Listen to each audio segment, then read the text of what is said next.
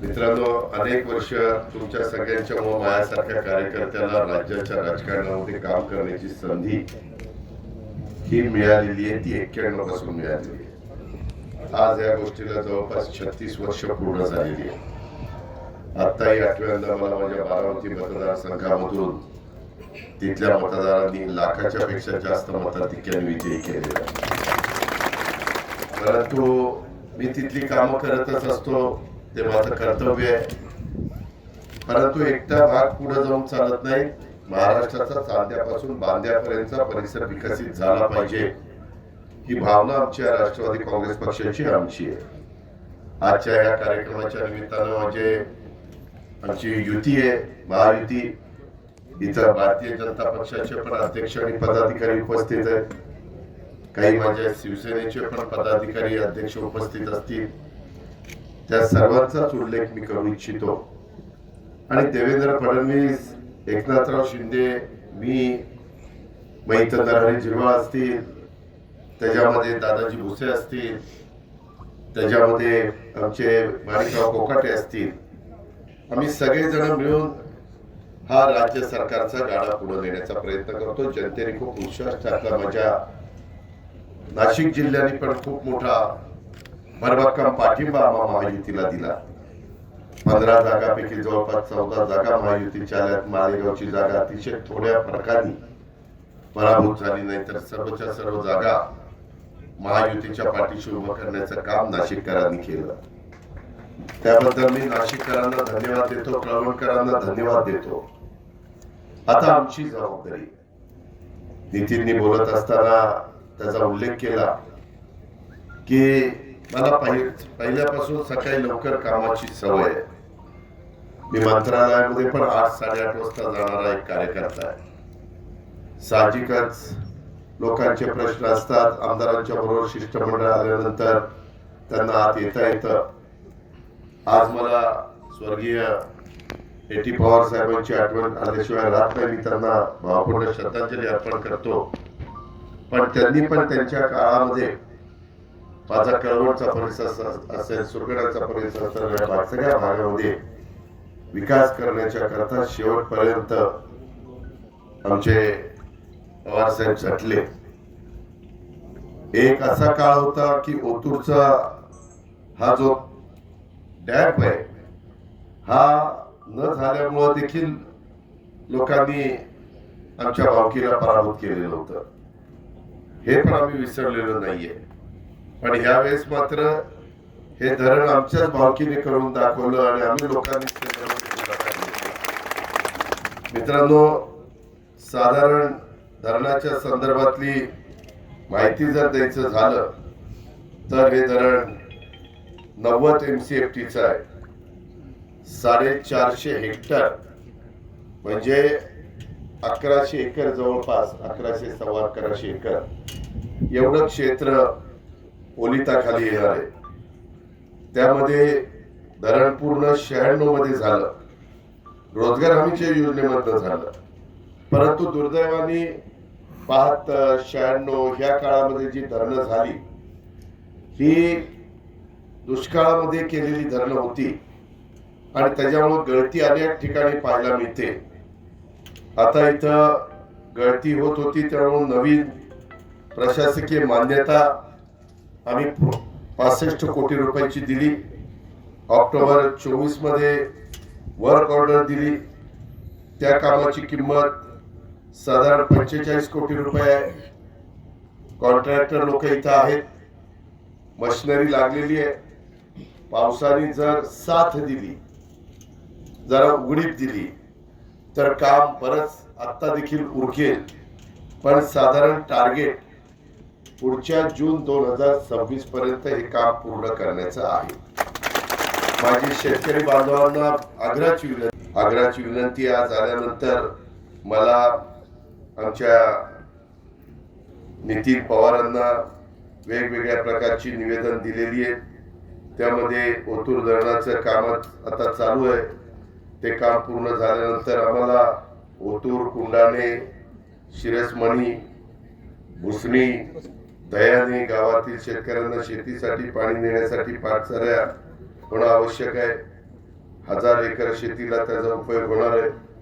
उजवा कॅनॉलने दह्यापर्यंत आणि डाव्या कॅनॉलनं ओतूरपर्यंत येथील वरचे थळ खालचे थळ गवाळी पर्यंत पाटचारी होणे आवश्यक आहे. इथं एसी तुम्ही स्वतः आहात. हे निवेदन तुम्हाला देतो. मी त्याच्या संदर्भामध्ये तुमचे चीफ इंजिनियर कोण मिसाळला पण निघले. मी पुढे आता गाडीतनं जाताना किंवा पुढच्या कार्यक्रमाला मिसाळला फोन लावून दे. तुम्ही पण मला कळवणपर्यंत चला. मी तुम्हाला म्हणजे मिसाळला सांगतो की या संदर्भामध्ये टेक्निकल दृष्ट्या जी माझ्या शेतकऱ्यांनी मागणी केलेली आहे, जी आमच्या आमदारांनी मागणी केलेली आहे, ती पूर्ण करायला काही अडचण आहे का? हा, मग त्याच्यामध्ये प्लॅन एस्टिमेट अंदाजे किती होईल? मग ते या 45 कोटीच्या बाहेरचं असेल. मग त्याच्यामध्ये आपण सुरुवातीला 65 कोटीची प्रमाण दिलेली आहे आणि सुधारित प्रमाण किंवा ईपीसी मध्ये मान्यता देण्याचा अधिकार स्पेशल रिपेअर्स मध्ये ते करू शकतो. हा, तर ते माझ्याकडे ईपीसी असते. मी निधी देईल, तुम्ही काळजी करू नका. तुम्ही सुरुवातीला शब्द वापरला, तुम्ही तुमचं काम केलं. आता 5 वर्ष आम्ही तुमचं काम करण्याची जबाबदारी आमची आहे. मी त्याच्यामध्ये कामाचा माणूस आहे. माझे आमदार लोक कामाची माणसं आहेत. आमचं महायुतीचं सरकार कामाचं आहे. त्यामध्ये केंद्रामध्ये नरेंद्र मोदी साहेब आहेत. तिथं आम्हाला त्यांची मदत, अमित शहा साहेबांची मदत मिळते, नितीन गडकरी साहेबांची मदत मिळते. इतर राज्याच्या राजकारणामध्ये आम्ही तिघच सरकारमध्ये असल्यामुळं तिथं कुठे अडचण येणार नाही. या खात्याची जबाबदारी आम्ही यावेळेस महाराष्ट्रामध्ये 2 मंत्री दिलेले. काही भागाची जबाबदारी आमचे राधाकृष्ण विखे पाटलांच्यावर दिलेली आहे. तुमचा भाग राधाकृष्ण विखे पाटलांच्या अंडर येतो. आम्ही तापी खोरं, कोकणचा भाग आणि विदर्भाचा भाग हा गिरीश महाजनांच्याकडे दिलेला आहे. गोदावरी मराठवाडा हा सगळा भाग आहे तो आम्ही आणि कृष्णा खोरे महामंडळ म्हणजे जीएमआयडीसी आणि एनकेडीसी हे 2 महामंडळ ही जबाबदारी आम्ही राधाकृष्ण विखे पाटलांच्यावर दिलेली आहे. त्याच्यावर आपण तशी काही काळजी करू नका. त्यामध्ये ओतूर धरणाची दुरुस्ती व्यवस्थितपणे केली जाईल. अनेक वर्षापासून प्रश्न मार्गी लावण्याच्या करता तुमच्या सगळ्यांची इच्छा होती. आपण सगळे शेतकरी आहोत, मी पण शेतकरी आहे. त्याच्यावर शेतकऱ्यांच्या प्रश्नांची जाण आम्हा लोकांना आहे आणि त्याच्यातून तुमच्याकडे कांदा असेल, द्राक्ष असेल, इतर जी काही तुम्हाला पिकं घ्यावीशी वाटतात. आज एवढं क्षेत्र ओलिताखाली आल्यानंतर तुमचे शिवार पण हिरवगार होण्याच्या करता आणि त्याच्यातून तुमच्या भागामध्ये आर्थिक सुबत्ता येण्याच्या करता, तुमच्या भागातले तुम्हा लोकांचे संसार मार्गी लागण्याच्या करता मदत होणार आहे. कृषी खातं आपल्याकडेच आहे माणिकराव कोकाटे यांच्याकडं. त्याच्यावर त्याही खात्याच्या मार्फत जे काही सहकार्य उद्याच्या काळामध्ये तुम्हाला लागेल ते पण करण्याच्या करता आम्ही महायुतीचं सरकार कुठं कमी पडणार नाही.